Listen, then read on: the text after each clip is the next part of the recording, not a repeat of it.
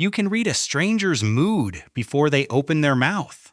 You walk into a room and feel the tension before anyone says a word. You catch micro expressions that disappear in half a second. You notice the pause that lasted just a beat too long, the smile that didn't quite reach someone's eyes, the way two people avoided looking at each other. And somehow, you still feel like nobody really gets you. That's not a coincidence, and it's not a flaw.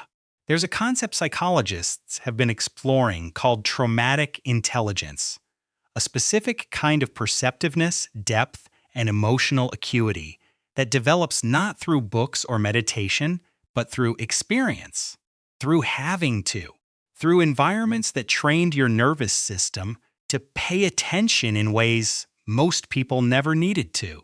And before you assume this doesn't apply to you, this isn't about having a dramatic backstory.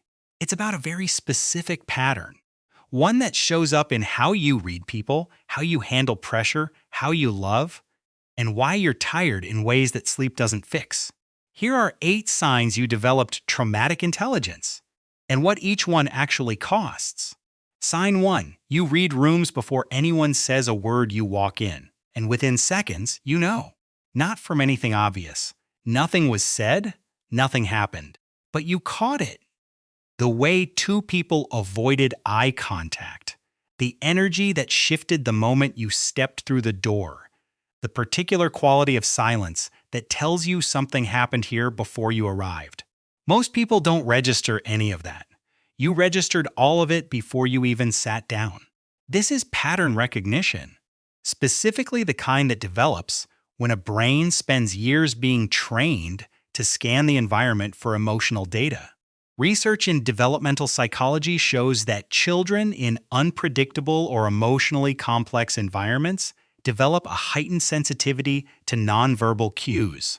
The amygdala gets wired early to detect subtle shifts in tone and mood because missing those signals wasn't just uncomfortable. It had consequences. So your brain became exceptional at reading rooms. What it didn't come with was an off switch. Sign 2. Strangers tell you things they've never told anyone, and you didn't ask. Someone you've met twice. A coworker you barely know. The person sitting next to you on a long flight. And within 20 minutes, they're telling you something they say they've never told anyone. You didn't pry. You didn't even try. You just listened, and somehow that was enough. This keeps happening. Everywhere. With people you have no particular reason to be close to. What's going on isn't mysterious. When you spent years needing to closely track the emotional states of people around you, your nervous system learned something. How to make others feel understood in a way they can't quite explain. People lean in around you. They open up. Something about the way you listen signals safety. And they feel it before they even consciously register it. The strange part is that the same attunement that makes strangers trust you within minutes also means you're constantly absorbing what's in the room. You walk away from conversations carrying things that were never yours to carry. You gave them a place to put something down, and you walked out holding it.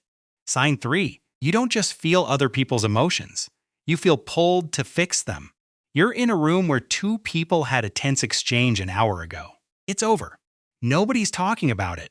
But you felt it the moment you walked in, and something in you has quietly been working to smooth it over ever since. Not because anyone asked. Not because it's your problem.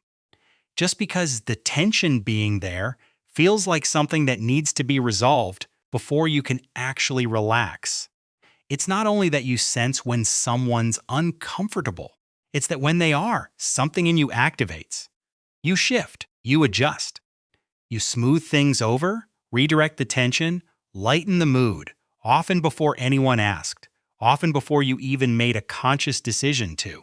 Someone described it exactly. Feeling the need to regulate everyone's emotions and solve everyone's problems. Not because they wanted to be anyone's therapist, but because emotional tension nearby doesn't just feel uncomfortable, it feels destabilizing, like something that needs to be fixed before anything else can be okay. So you fix it, quietly, automatically, and usually without anyone noticing. The exhaustion that comes from living this way is real and very specific. It's not the kind of tired a good night's sleep touches. It only lifts when you're finally genuinely alone, when the part of your brain that's been managing everyone else gets to, just for a moment, stand down. This is why solitude for you isn't preference, it's recovery. Sign 4. You replay conversations long after they're over, not casually. In detail, an exchange from 3 days ago, a 5-minute conversation. You've turned it over a dozen times.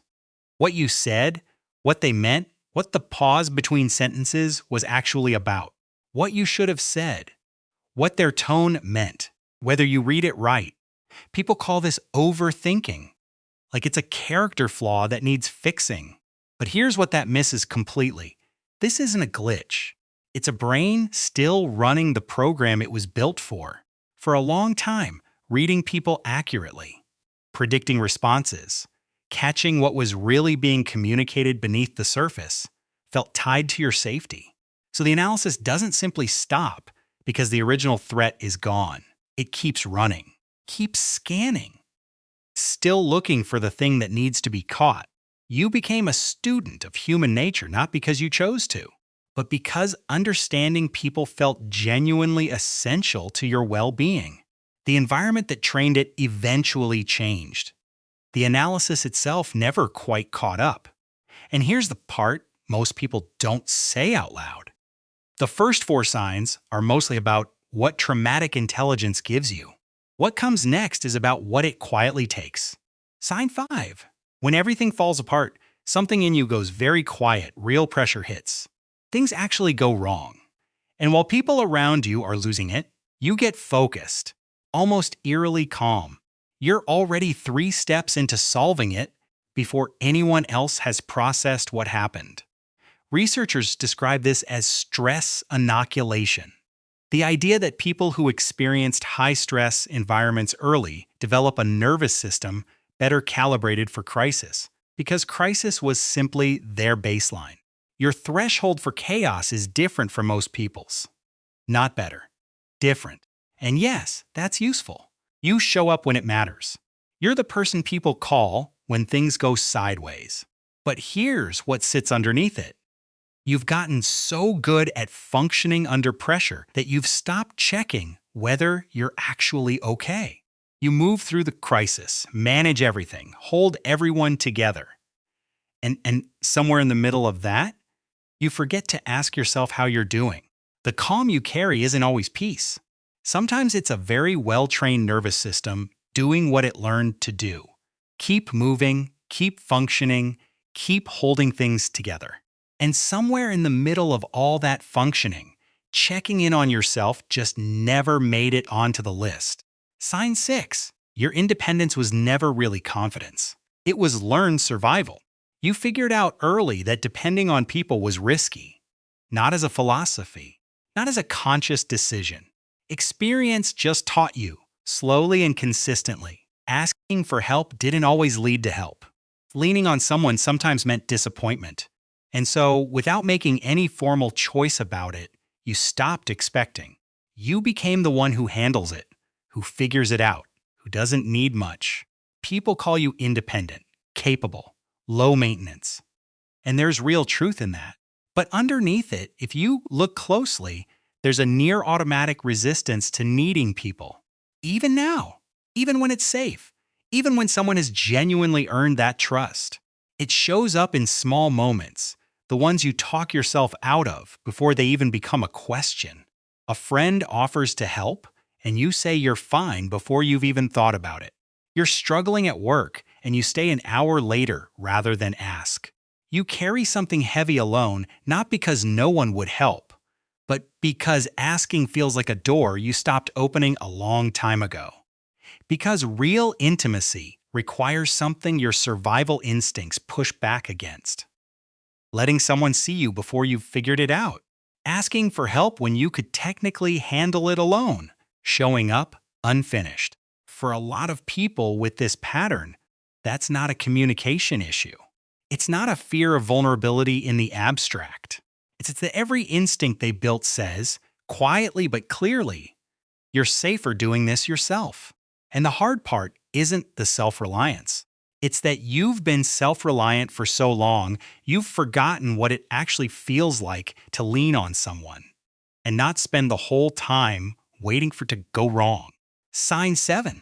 You can love people genuinely and be completely depleted by them at the same time. This is the one nobody names. The one that's hardest to say out loud. You're not antisocial. You don't dislike people. You can be warm, fully present, genuinely engaged. You can walk into a room of strangers and connect with almost anyone in it. And then you go home, close the door, and feel something that isn't quite relief. It's more like reprieve. There's a specific experience many people with traumatic intelligence describe being a social butterfly who also has a quiet, bone-deep exhaustion with humanity. And thousands of people recognize it immediately when it's named, because it doesn't fit any of the usual categories.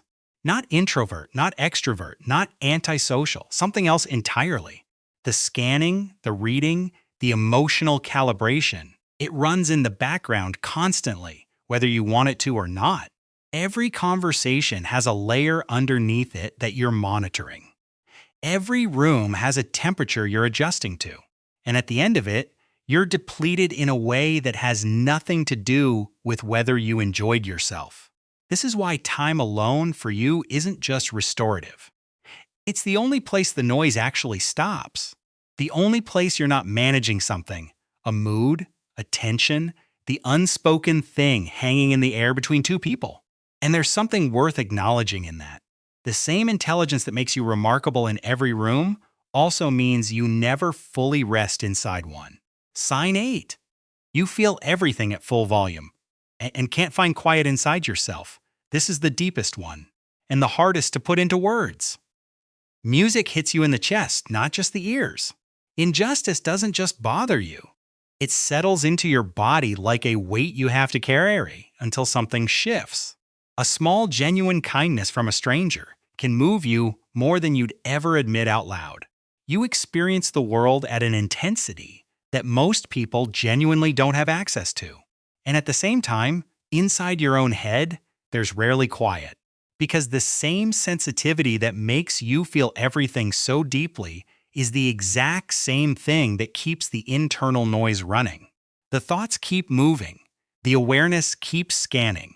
You can hold space for the emotional world of someone you barely know, but finding that same spaciousness inside yourself, sitting still, without the analysis, without the scanning, without the low hum of, is everyone okay? That's where it gets hard. Research on post-traumatic growth, studied extensively by psychologists Richard Tedeschi and Lawrence Calhoun, consistently shows that people who navigate serious adversity often develop a deeper philosophical clarity about what actually matters. That's real. You've looked closely at pain. You know what it costs. You carry a kind of understanding that most people won't reach for decades. But what that research also points to is this. The nervous system that kept you alert, scanning, always slightly braced, it doesn't unwind on its own. It needs to be shown, slowly and repeatedly, that it's safe to settle now. Not forced, not suppressed, just gently over time taught. Learning to genuinely rest is one of the quietest and most difficult things available to someone with traumatic intelligence. Not crashing, not numbing, actually resting, which means telling your brain, in whatever way it can hear, what needed surviving is over. You made it through. You can stop bracing now. Here's what I want to leave you with. Not a reframe, not a silver lining. Someone once said, a traumatic childhood may have made me a hell of a nurse. But it's a lousy trade-off. Sit with that for a second, because that's the most honest thing anyone has said about all of this. The sharpness is real. The perceptiveness is real. The depth you carry, the way you read people, the calm you bring into chaos, all of it is real. And so is what it costs to build it. Both things get to be true at the same time. You can honor what you became and still grieve what it took to get here. You don't have to choose. You've spent so long being the person who understands everyone in the room. It might be time to become someone who also understands you.